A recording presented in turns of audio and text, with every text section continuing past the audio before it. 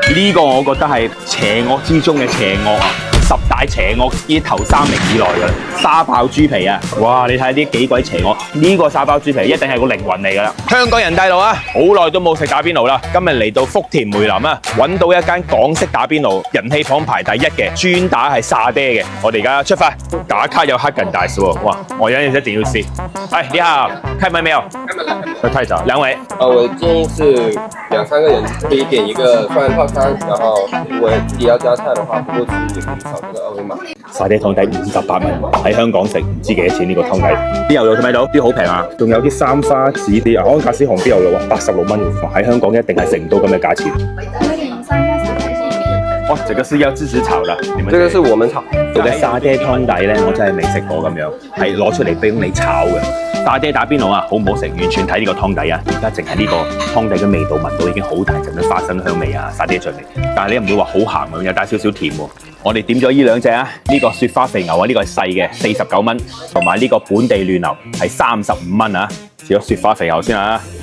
食牛肉咧就要咁樣食啊，焗到粉粉地啲先係最正啊！咬落去有嚼頭呢個，雖然有沙爹味咁樣冚過去啊，但係我都食到牛肉本身牛肉味同埋有啲奶香嘅味道。本地嫩牛35蚊啊，就係普通街市檔裏邊切出嚟嗰啲新鮮牛肉嚟啊！哇，牛肉味好出啊，個味道都真係唔同啲啊！本地牛就真係本地牛啊，試呢個重頭戲嚟啊！但係呢個 M9 和牛啊，你睇啲雪花紋幾靚，好期待呢一個，佢係貴咗少少，咁樣而家一份288，但係我覺得絕對值得啊！唔怪呢個至尊和牛啊，有晒 M 級嗰種油脂同埋 M 級嗰種香味啊！沙爆豬皮啊，話一定係要推介必點啊！哇，你睇下啲幾鬼邪惡，索鬼晒啲汁，你喺鏡頭裏邊睇到係咪真係好想食咧？真係同普通嘅炸嘅豬皮兩個世界。如果你講食呢個牛肉係主角，呢個沙包豬皮一定係個靈魂嚟㗎啦！哇，我一定要必點啊！48蚊就呢碟牛柏葉，真係抵食啊！牛柏葉咧唔使煮好耐啊，咁啊縮㗎啦，喺內嘅話，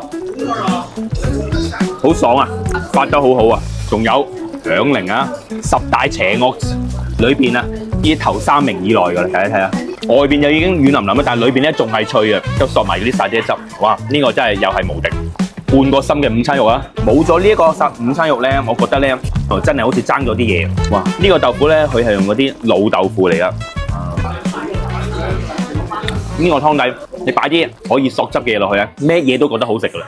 重頭戲咧就係呢一個，等，就係呢個出前一丁，食埋呢個埋個尾，哇！呢一餐真係 very good 啊！呢個我覺得係邪惡之中嘅邪惡啊。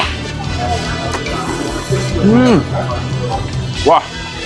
如果中意重口味同埋中意食沙爹嘅，想試嘅真係可以過嚟呢度啊！今日埋單600幾蚊啊，整體水準咧都算穩定啊，同埋個沙爹糕夠正宗，冇乜大問題啊！如果平時想食沙爹鍋嘅話咧，我覺得呢間餐廳咧都係一個唔錯嘅選擇啊！下集更精彩。